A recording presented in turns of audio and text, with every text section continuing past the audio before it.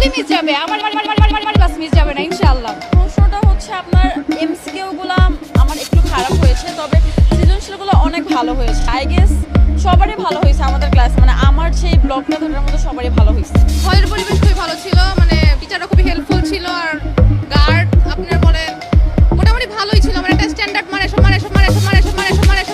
সব কিছু প্রশ্ন, তারপর এমসিকিউ সিকিউ, হলের গার্ড মানে টিচার সবাই খুব একটা পরীক্ষা মাশাআল্লাহ ভালো হয়েছে, কিন্তু ফেল করবো, এটা হচ্ছে মেন বিষয়। কেন?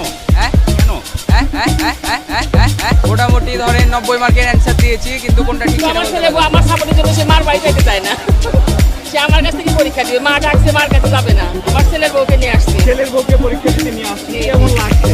আলহামদুলিল্লাহ, অনেক অনেক ভালো, অনেক ভালো, অনেক ভালো। কলেজ থেকে পরীক্ষা রাজধান কলেজ থেকে পরীক্ষা দিচ্ছেন। আচ্ছা, আজকের পরীক্ষা কেমন হয়েছে আপনার? মোটামুটি। তো বাংলা প্রথম ছিল, তো বাংলা প্রথমে আজকে তো লিখেছেন, আপনারা নিজ থেকে লিখেছেন নাকি বই থেকে পড়ে গেছেন? দেখে দেখে লিখছি ভাইয়া। কেন দেখে কেন? আপনার প্রিপারেশন ছিল না? না ভাইয়া, আমি যেগুলো সামনে বসছে পিছনে বসছে ওদের থেকে দেখে লিখছি। আচ্ছা, এখানে কি দেখে মানে লেখার সুযোগ দিয়েছে স্যাররা? না দেয় নাই, তবুও স্যাররা মনে করেন সব সময় তো আমার দিকে তাকায় থাকে না, যখন অন্যদিকে দেখে তখন লিখে ফেলে। कौन है ये लोग, कहाँ से आते हैं? তো দেখে লিখলে তো ফাঁস করার সম্ভাবনা থাকে না।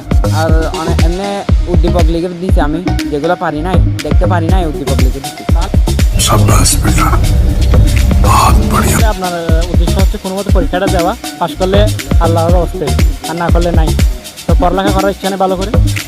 ইচ্ছা তো ছিল, কিন্তু মনোযোগ তো নাই পড়ালেখা।